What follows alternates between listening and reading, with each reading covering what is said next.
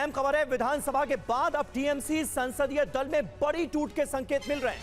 सूत्रों के हवाले से खबर है कि लोकसभा के 20 सांसदों के बारे में खबर ही आ रही है कि वो बागी हो गए।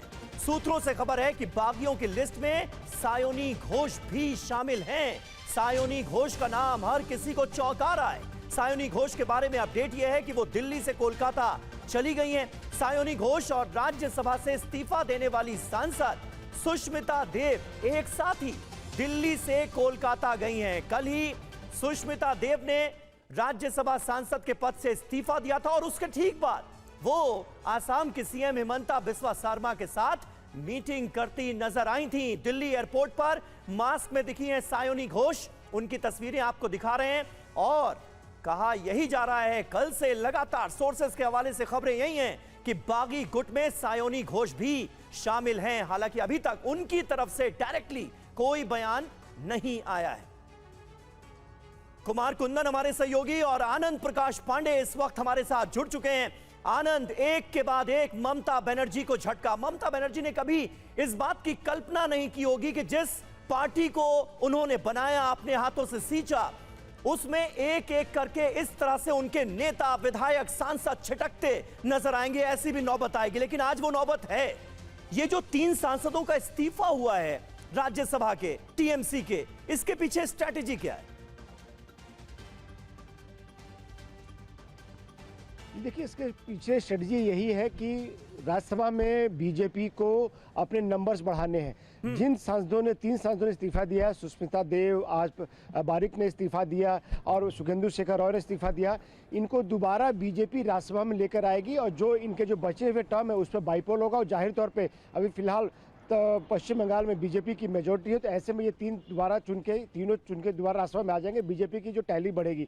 और दूसरी तरफ लोकसभा में कोशिश ये है कि एक अलग टीएमसी या गुट बने, जिसको लेकर जो जरूरी नंबर्स 2/3 होने चाहिए पार्लियामेंट्री पार्टी के, जरूरी नंबर्स इनके पास इकट्ठे हो चुके हैं। और जो इन्होंने लेटर तैयार किया स्पीकर को देने के लिए, उसमें इन्होंने संविधान के 10th शेड्यूल के पैरा 4(2) का हवाला दिया है, जिसमें यह ऑप्शन है कि अगर कोई पार्लियामेंट्री पार्टी जो है उसके 2 आनंद, ये जो लिस्ट आप बता रहे हैं 20 सांसदों की लिस्ट, इसमें सायोनी घोष का नाम भी है क्या? पता चल पाया है?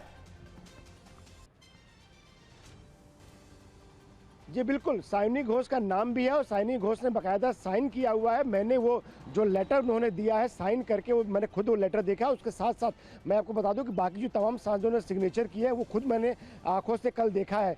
सायोनी घोष ने भी सायोनी घोष के लेटर में भी सेम कंटेंट है। उन्होंने भी अपने लेटर में 10th शेड्यूल के पैरा 4 का हवाला दिया है और उसमें उन्होंने कहा है कि उनको भी जो बाकी, यानी कि जो बाकी सभी लेटर्स एक साथ सबमिट किए जाएंगे, उनके साथ ही उनको भी ट्रीट किया जाए, यानी कि उनको भी एक अलग गुट का हिस्सा बनाया जाए। तो सायोनी घोष भी दे चुकी हैं, अपना साइन कर चुकी हैं स्पीकर को जो लेटर देना है। उसके साथ साथ 20 सांसद जो है वो सिग्नेचर कर चुके हैं। तो ऐसे में जो जरूरी नंबर्स होते हैं एंटी डिफेक्शन लॉ से बचने के लिए, वो टीएमसी के बागी गुट के पास ऑलरेडी आ चुका है। और ऐसे में जो 10th शेड्यूल ये कहता है कि अगर कोई पार्टी में मर्जर करना चाहता है तो पार्लियामेंट्री पार्टी के 2/3 होने चाहिए, या फिर अलग गुट बनाना है तो 2/3 होने चाहिए। वो अलग बात है कि आप कोर्ट में जाएंगे तो फिर उसमें एक दूसरी परिभाषा आती है कि ओरिजिनल पार्टी और पार्लियामेंट्री पार्टी। वो जाहिर तौर पर ये मामला कोर्ट में जाएगा, लेकिन जो फिलहाल मामला जो है स्पीकर के पास पहुंचेगा, संभवतः आज जो है स्पीकर से मुलाकात हो सकती है बागी गुट की, काकोली घोष की, और 1-2 उनके सांसद साथ में जाएंगे और ये जो लेटर है उनको दिया जाएगा। फिर बॉल जो है वो स्पीकर के कोर्ट में रहेगी। और आगे क्या होगा वो देखने वाली बात है। हालांकि आज मुलाकात हो सकती है, ये जरूर